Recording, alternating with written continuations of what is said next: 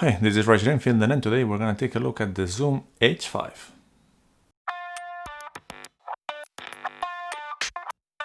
Alright, so for the impatient ones, the Zoom H5 is an audio recorder that is going to allow you to record 4 tracks simultaneously.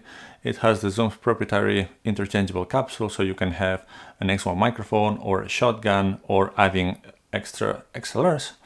It does have 2 XLR inputs that actually provide phantom power.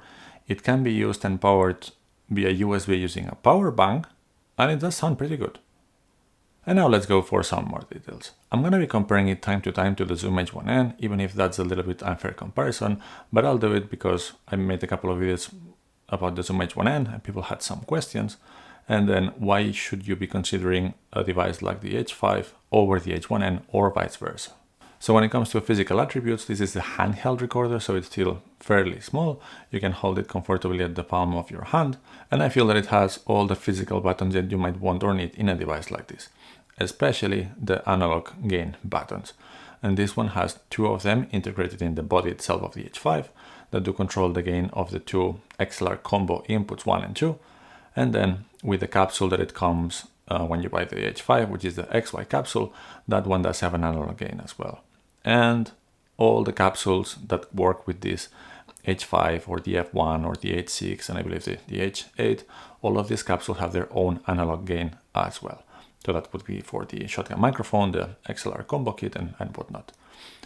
One thing I like especially of this H5 XY capsule is that the gain knob, it has a metal bar on top of it that is going to avoid accidental touching. And that goes as well for the other 2. This is something that the older H4 and H4n does not have, and I think it's a plus compared to that one. Right under the 2 gain knobs for the channels 1 and 2, you have the LR 1 and 2 buttons, and these are used to arm the different tracks that you're going to be recording. So this is a 4-track recorder, but you don't need to record all the tracks all the time. You're going to have a very visual red LED signaling which tracks are active, and then if you try to record and none of them are activated, the Zoom H5 is going to let you know that, hey, dude, you don't have anything, none of the tracks are armed, you will not record anything. Of course, if you have the wrong one activated, then that's just your fault. Another functionality of these LEDs, not only telling you that the track is activated, but they will also blink if the sound is clipping. So if you are not actually watching the screen and the screen actually dims out while recording, but the LEDs are very visible and they will blink if clipping. So you know that you should be adjusting your gain. Under these buttons, we have the record button, big and visible. And then once it's recording, then it has also a tally light activated to let you know that it is recording. Next to it, we have the 4 buttons for playback. So there's stop, play, pause, and then something to go back and forth. On the right side, we find the slot for the SD card, and this one accepts only up to 16 gigabyte cards. And I say only because plenty of us have bigger cards than that, but 16 gigabytes of audio is a lot. So I think that that's definitely more than enough. Right next to it is the menu button, and what it does is access the menus themselves. And on top of it, there's a rocker clicker type of button that it allows you to navigate through the menus. It's maybe a bit tricky to get used to, but once you're familiar with the method, then it's pretty easy. On the left side, we have the on-off button, and like the Zoom H1n, it has a lock position that none of the digital buttons will be activated while it's being locked, in case you need to put it in a pocket or something like that. This is not as pocketable as the Zoom H1n, so I wouldn't use this to record a lavalier mic or something like this, but that's an option that you still have. Next to it, we have a USB port to be used to provide power. Right now, and how I'm using it most of the time, is I don't even have batteries inside, which this works, by the way, with 2 AA batteries, and I just use a power bank to power the Zoom H5. Next to it, we have a plus and minus volume buttons. That's for the output volume, because this has, that's the next slot in the left side, a headphone out to monitor your audio. Then we still have a line out, and that's a different output if you're going to be outputting line signal for being recorded elsewhere. What this one does not have in the body itself is a line in to record like 3.5mm input like a lavalier microphone or some of the non-XLR microphones like the Rode Video Micro or something like this. However, this XY capsule with the analog gain does have one 3.5mm jack attached to it.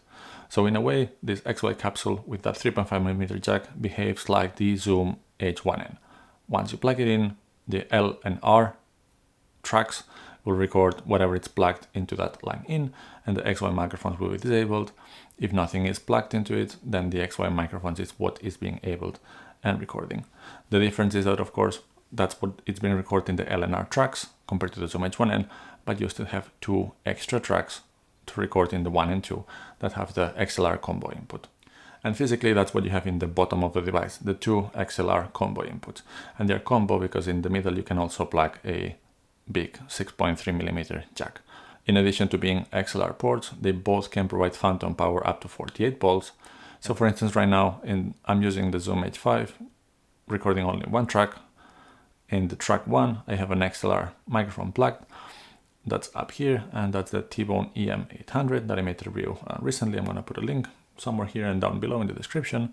And this is a microphone that does require 48 volts of phantom power, and that's being provided by the Zoom H5. One limitation of using phantom power devices or using microphones that require phantom power with the Zoom H5 is that it will drain the battery much faster. That's why I always end up using a power bank. Included in the box, you have a hard case, which is nice because that's something that you don't get in the Zoom H1n, so easier to carry. And this case is designed to hold the Zoom H5 with this XY capsule precisely.